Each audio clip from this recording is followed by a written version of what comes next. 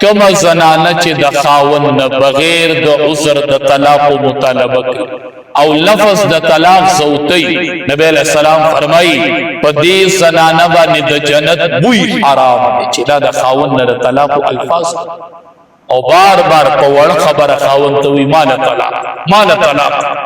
نن خدا رواج شوی بس معمولی جګړه مال طلاق په دې زنانه د جنت بوی حرام دی چې د خاوند نه دا بغیر د عذر نه د طلاق مطالبه کوي.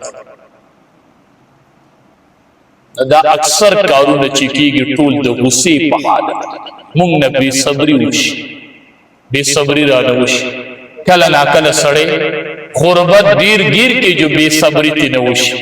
کادل فقر ان یکون کفرا، کله ناکله دا غریبي سړی کفر ته ورسوي. غریب شي ډیر جو بس د کفر کلماتو ته وو غیر شروع کی جو کفر ته وو. علی رضی اللہ تعالی عنہ له یو مکاتب غلام راغی د خپل قرض شکایت ورته وی په ما ډیره قرض. علی رضی اللہ تعالی عنہ ورته فرمایل وی ستا ته هغه کلمات ونه خم کم چې ماته امام الانبیاء خو دي د قرض بارکه درته هغه کلمات ونه خم چې الله دې قرض ختم کړي. او وی که دومره قرض دی لکه جبل سي، دا سیر یو غر دی غر، وی که د جبل سیر عمر قرضی در باندې خو الله به ختم، الله به داغي د ختمولو اسباب پیدا کړي.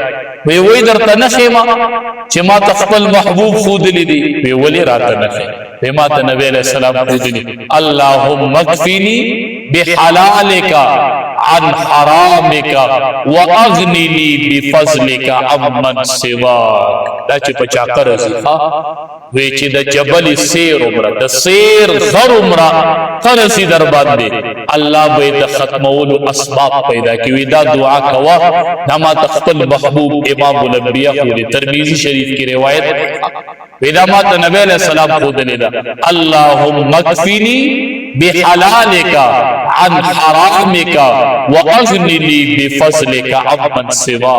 الله به ټول قرضی ختم. دا چې چا باندې قرضی دا وظیفه کوي الله به ټول قرضی ان شاء الله. الله به اسباب پیدا کړي. هر مانځنه فرض مانځنه پسې درې پیری وای فرض مون دی وکړو ناسلا و اللهم اکفنی بحلالک عن حرامک واغننی بفضلک عمن سوا. و شرط پدې چې مونږ پکې دا د فرض مون نه پس چې درې پیری وای دا هر فرض مون نه پس دا غرو بر قرضی در باندې الله به ختم. الله ته متوجه کیږي، صبر کوه، بے صبری بکوه، بے صبری.